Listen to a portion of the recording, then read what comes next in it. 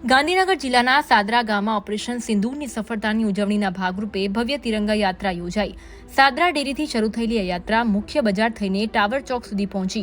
સરહદ પરના યુદ્ધ જેવી સ્થિતિમાં આતંકીઓને હંફાવનારા વીર જવાનોના પરાક્રમને બિરદાવવા માટે આ યાત્રાનું આયોજન કરાયું હતું, જેમાં ચારે બાજુ દેશભક્તિનો રંગ જોવા મળ્યો। યાત્રાનું ઠેર ઠેર પુષ્પ વર્ષાથી સ્વાગત થયું।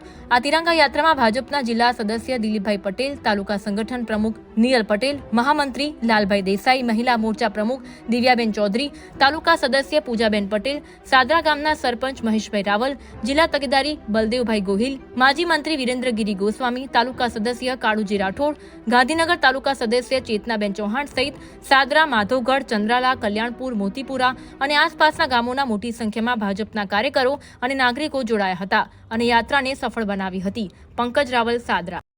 ભારત માતા કી જય।